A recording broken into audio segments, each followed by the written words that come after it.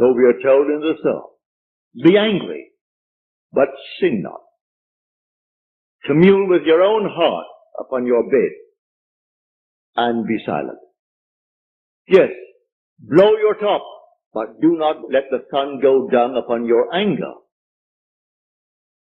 Be silent as you commune with self. You don't commune with another, for the self of man is God. So be angry, but sin not. Commune with your own heart upon your bed. Not communing with another, and then you actually know exactly what you want. And in that state, fall asleep. And in a way that no one knows, and you, in your surface mind, you do not know, it will all come to pass. Everything in the world is created this way, but man does not know it. Who knows tonight who is treading the winepress that is going to cause a change of mind in tomorrow's world? But when they do it, they are intense in the doing it. If you are lukewarm, you're told in Scripture, I'll spew you out. Would that you're either hot or cold. But because that you are lukewarm, I will spew you out. You can't do anything if you're lukewarm. You must be intense about it. You want to be rich? All right, can be rich. You want to be known? You can be known. No matter what you want, but you must be intense about it. And then commune with your own heart upon your bed, and then let it drop. You'll read that in the 4th Psalm, the Psalm of David. So I say to everyone here, believe me, your own wonderful I amness, your consciousness, your wonderful human imagination, that is God. And all that you behold, though it appears without, it is within, in your imagination, of which this world of mortality is but a shadow. So you can change the shadow if you change the object, for you are the light. He said, I am the light of the world. Change the object that you're holding within yourself and identifying yourself with it. Change that object, you're light enough, and you'll cast a new shadow upon the world. So you say, I am, and you name it. And then you say, I am unemployed. No, I am gainfully employed. Making more than I've ever made before. Don't ask yourself how, why, and through whom. That is not your conscious reasoning mind's concern. If you take the intellectual background, the educational background of those who are making top money in the theatrical world, I doubt that they could pass any college examination. I don't think they could pass any entrance examination to college. Yet they're making $1 million, $2 million a year. Do you think Bob Hope could pass today's examination for entrance into college? Well, all of his material is written for him anyway. Can't even write that. But he has millions, all right, because that's how he's dreamt. May I tell you? I know the background of the man. That was his goal in life. If that's your goal, have it. I speak of another goal.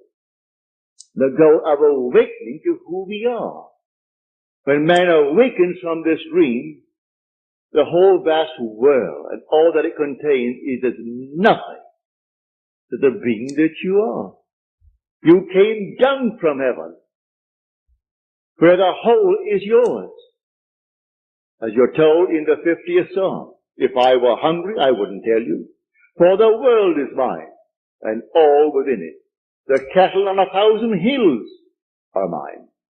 So why should I tell anyone of my need when it's all mine anyway? I would slay and eat.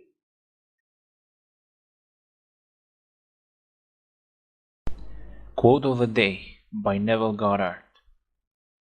How do you occupy a state?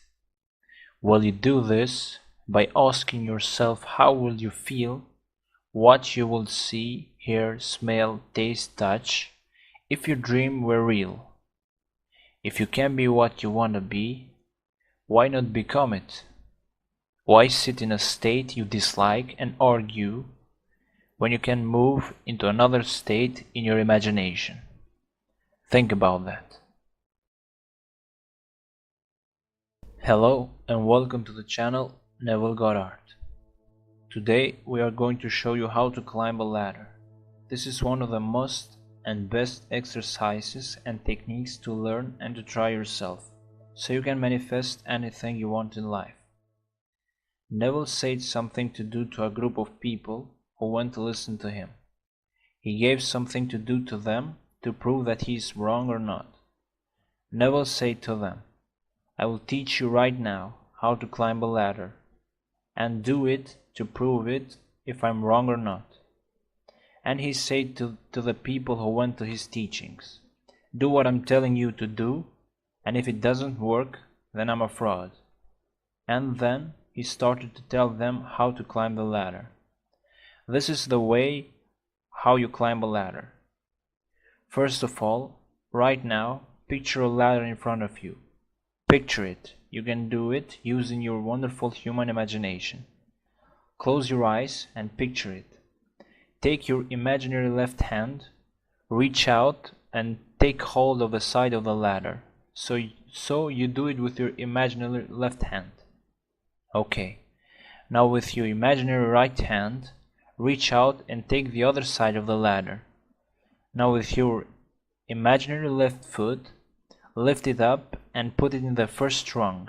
And now push yourself up and start climbing the ladder. When you get to the top of the ladder, climb back down, then climb back up and climb back down. You repeat this often, and as you do this often and daily, you try to create a feeling as this is already fulfilled. Now you have to do something, and you must do this, otherwise nothing I'm teaching you will work. You have to put inside your wallet, so when you open your wallet, you have to read it. "I will not climb a ladder." You do it in the mirror, so you see it when you wake up in the morning. You gotta do it in the phone or laptop as a wallpaper, where you read it, "I will not climb a ladder." So Neville said to his students, you must do this, otherwise what I'm teaching you will not mean anything. You must do this. You must mean it in your heart, that I will not climb a ladder, so you mean it. You do this so you can prove yourself that whatever you say all day will not have any effect if you do it and feel it before sleep. And now you must do this for 3 nights. I want you to climb a ladder for 3 nights before sleep. But if it doesn't work, you don't stop. You do it for another 3 nights until it works. Now when you go to bed, go in a position you don't normally sleep. So you force yourself to imagine and not fall asleep immediately. If you slept before in the right side, now you sleep in your left side. If you slept in your left, then now sleep on your back. Then you got to climb a ladder while you are in an odd position in bed and in a drowsy, sleepy state. You have to climb the ladder until you sleep. And you do this for 3 nights. And when you wake up in the morning, you got to read it, "I will not climb a ladder." And make sure it's something you see every day. "I will not climb a ladder," but you got to climb the ladder in your sleep for 3 nights. Before sleep you gotta climb the ladder. So you got to do this, otherwise nothing I'm teaching you will work. And now Neville said to his students, "Next Sunday I'm gonna have another meeting, like this one. But that meeting will be only for those who have climbed the ladder. So those who climb the ladder can go to the next meeting." And now one of the Neville students who told this story, Locker, climbed the ladder and went to the meeting, and all of those who climbed the ladder. Of course there was so much fewer people than those who went first in the teachings. What Neville said to them was this: "Now listen, as how you climbed the ladder, you could have just as easily made millions in cash. Not only money, but anything else that you want to have in your life and want to manifest. So now, What I say to all of you is, take all of you this challenge of Neville and climb a ladder in your imagination for 3 nights or more. For those of you who climb the ladder, please post here in the comment section your successful stories so that you can inspire others with your successful stories and may inspire and motivate others so they can also climb the ladder. You can post your successful stories below in this video in the comment section. Also, you can send them to my email in About section on the channel so I can take them and post in the community tab of the channel so we inspire all followers of this channel. Try it now, from today, and good luck to all. I love you all.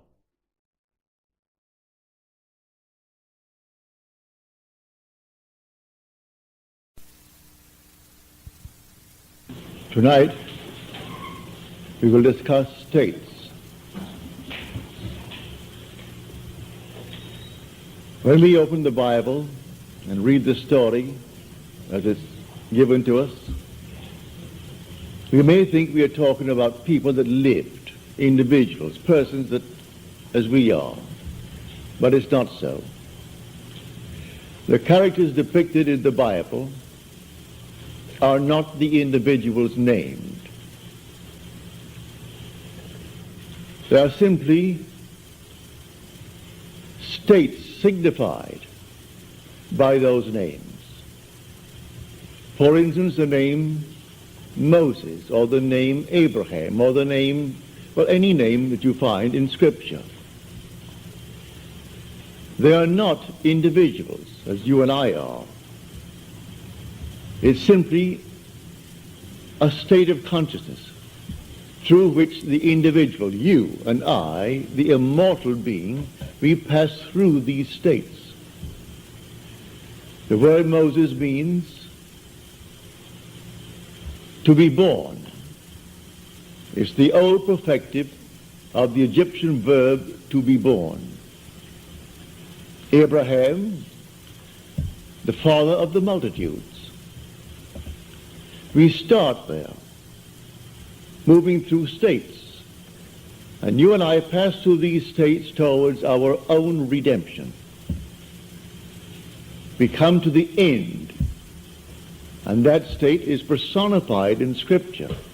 And men take the personification and worship it as a person, stick it on the wall, and then cross themselves before it and genuflect, not knowing that these are states. So we must learn to distinguish between states and the individuals who pass through these states. These states are eternal. They are forever. You are an immortal being, and you move through states. The states remain permanent forever. You pass on. We change states. The states do not change. We change states. But we, the individual, we are forever. It's like moving through a city. The city remains, but we pass on. To think that because we have left a city, that the city has ceased to exist would be stupid. The city remains, and we go on. We pass from one state to another state, and finally we come to the end.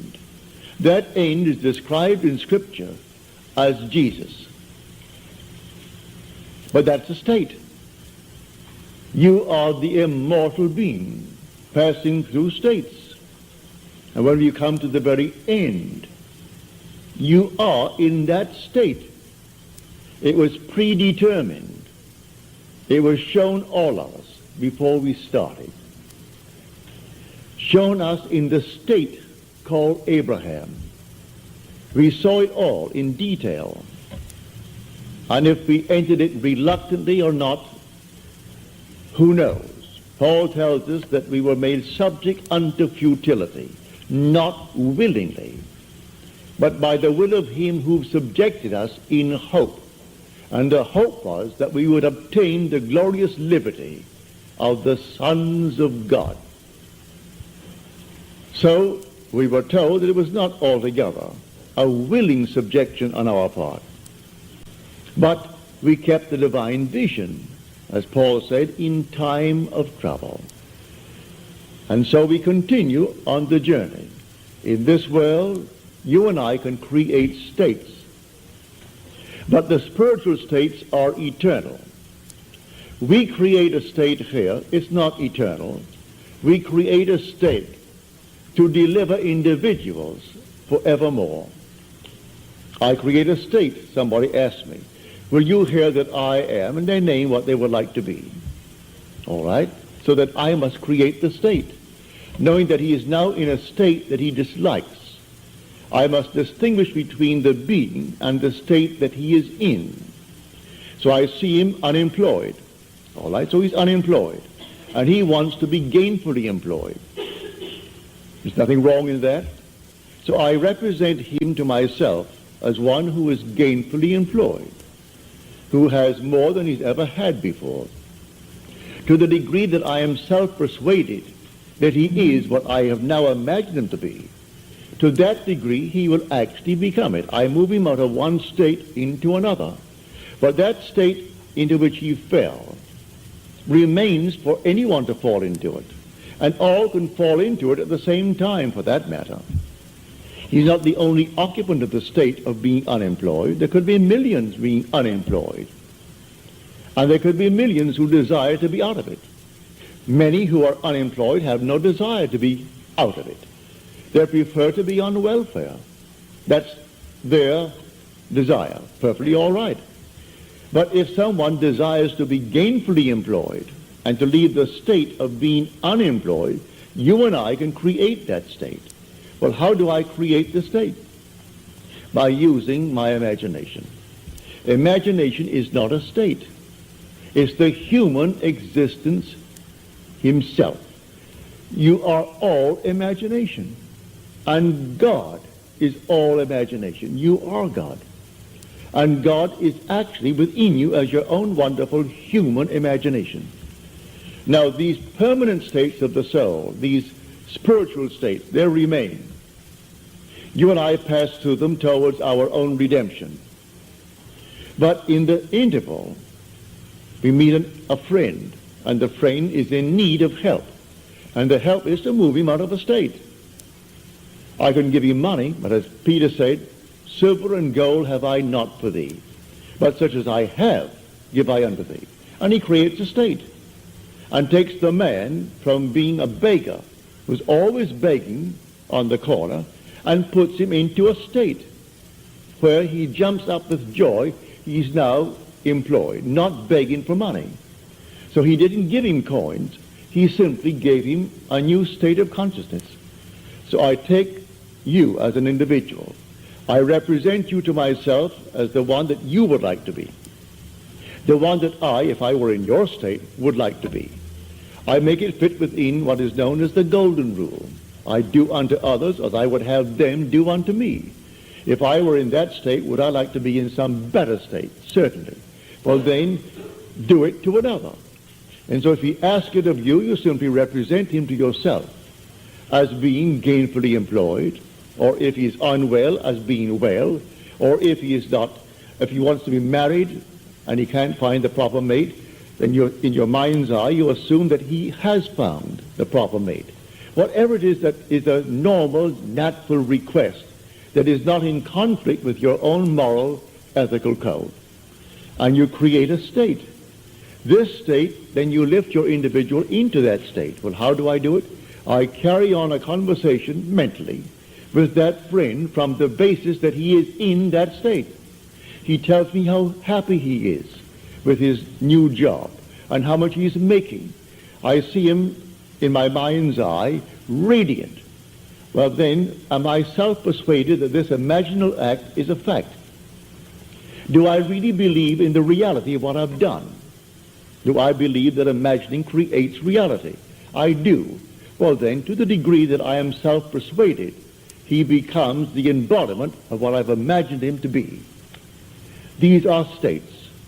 So man must distinguish between the individual and the state that he is in.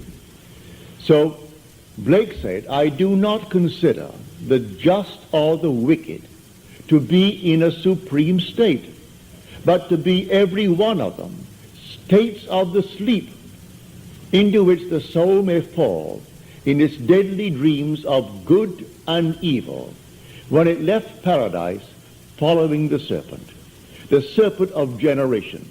So we came down to experience death, for this is the world of death, where everything appears, it waxes, it wanes, and it disappears.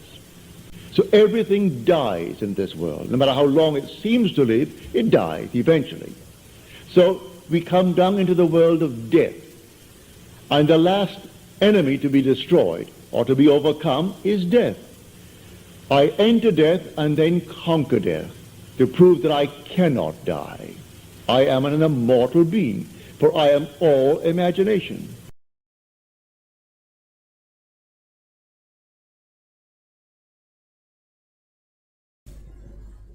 Dissolving problems. To dissolve a problem that now seems so real to you, all that you do is remove your attention from it. In spite of its seeming reality, turn from it in consciousness. Become indifferent and begin to feel yourself to be that which would be the solution to your problem. For instance, if you were imprisoned, no man will have to tell you that you should desire freedom. It will be automatic. So why look behind the four walls of your prison bars? Take your attention from being imprisoned and begin to feel yourself to be free. Feel it to the point where it is natural. The very second you do so, those prison bars will dissolve. Apply this same principle to any problem.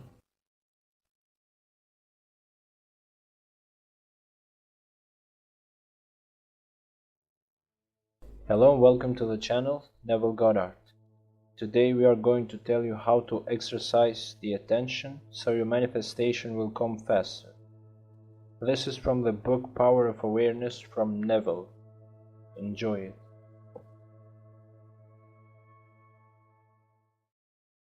Attention. A double-minded man is unstable in all his ways. James chapter 1 verse 8. Attention is forceful in proportion to the narrowness of its focus, that is, when it is obsessed with a single idea or sensation.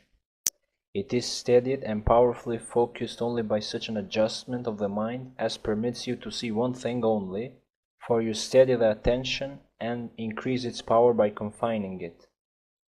The desire which realizes itself is always a desire upon which attention is exclusively concentrated, for an idea is endowed with power only in proportion to the degree of attention fixed on it. Concentrated observation is the attentive attitude directed from some specific end. The attentive attitude involves selection, for when you pay attention, it signifies that you have decided to focus your attention on one object or state rather than on another. Therefore, when you know what you want, you must deliberately focus your attention on the feeling of your wish fulfilled until that feeling fills the mind and crowds all our ideas out of consciousness. The power of attention is the measure of your inner force. Concentrated observation of one thing shuts out other things and causes them to disappear. The great secret of success is to focus the attention on the feeling of the wish fulfilled without permitting any distraction. All progress depends upon an increase of attention. The ideas which impel you to action are those which dominate the consciousness, those which possess the attention. The idea which excludes all others from the field of attention discharges in action. This one thing I do, for forgetting those things that are behind, I press toward the mark. This means this one thing you can do, forgetting those things that are behind. You can press toward the mark of filling your mind with the feeling of the wish fulfilled. To the unenlightened man this will seem to be all fantasy, yet all progress comes from those who do not take the accepted view, nor accept the world as it is. As was stated heretofore, if you can imagine what you please, and if the forms of your thoughts are as vivid as the forms of nature, you are by virtue of the power of your imagination master of your fate. Your imagination is you yourself, and the world as your imagination sees it is the real world. When you set out to master the movements of the attention, which must be done if you will successfully alter the course of observed events, it is then you realize how little control you exercise over your imagination, and how much it is dominated by sensory impressions and by a drifting on the tides of idle moods. To aid in mastering the control of your attention, practice this exercise. Night after night, just before you drift off to sleep, strive to hold your attention on the activities of the day in reverse order. Focus your attention on the last thing you did, that is, getting into bed, and then move it backward in time over the events until you reach the first event of the day, getting out of bed. This is no easy exercise, but just as specific exercises greatly help in developing specific muscles, this will greatly help in developing the muscle of your attention. Your attention must be developed, controlled, and concentrated in order to change your concept of yourself successfully and thereby change your future. Imagination is able to do anything, but only according to the internal direction of your attention. If you persist night after night, sooner or later you will awaken in yourself a center of power and become conscious of your greater self, the real you. Attention is developed by repeated exercise or habit. Through habit, an action becomes easier, and so in course of time gives rise to a facility or faculty which can then be put to higher uses. When you attain control of the internal direction of your attention, you will no longer stand in shallow water, but will launch out into the deep of life. You will walk in the assumption of a wish fulfilled, as on a foundation more solid even than earth. Thanks for watching, and don't forget to subscribe and let me know in the comments what you think about this video. See you in another video.